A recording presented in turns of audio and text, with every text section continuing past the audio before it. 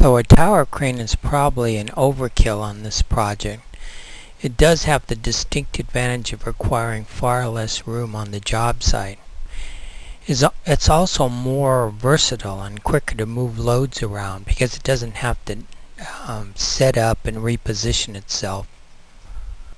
As a model component, though, it can be tricky to use and operate because it has to fit into this tight virtual environment.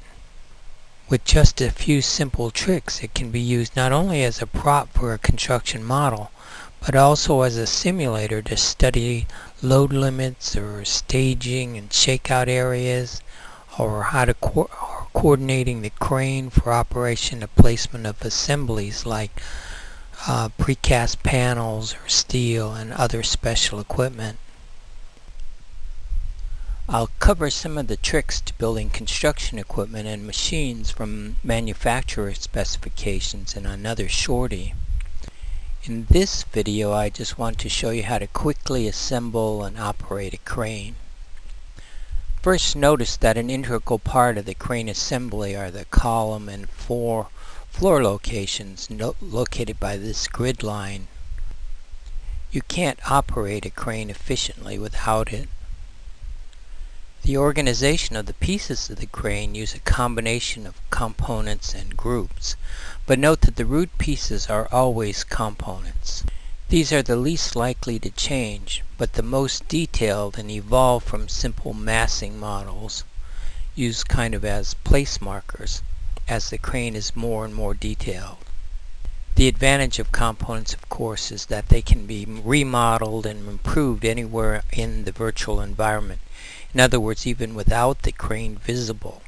All of this is again covered in our books 3D Construction Modeling, and in this case in Living Simple. Also note, as I deconstruct the tower crane, that each of the pieces of the tower has a handle to make it easier to assemble. The handle is located on its center line.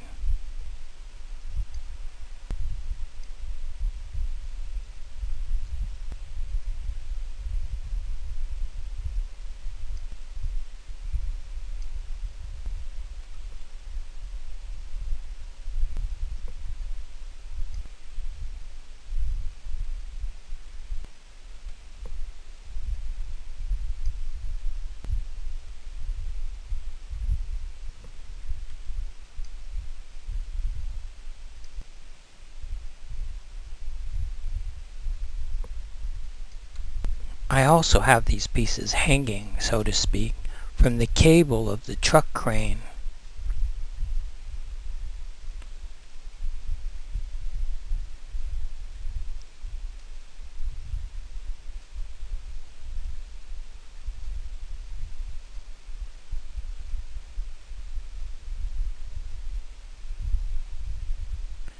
Most importantly, the handles make it possible to set the crane on the tower.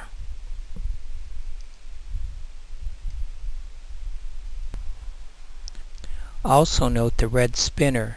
This allows the boom to be swung to different points on this column grid.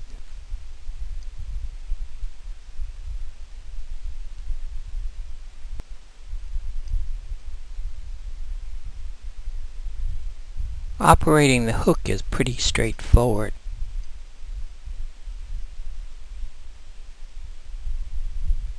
There's a cable for the hook. There's also a guideline on the top of the crane boom. Use the move tool to move along that guideline out to a different column center. To raise and lower the hook, use the Shift key and move the hook along the blue axis. And notice I'm constrained to that blue axis because I have the Shift key held down. I've made this cable a group of line segments. Each of the segments of the line is the height of a floor. That way you can lower the hook to some known reference dimension.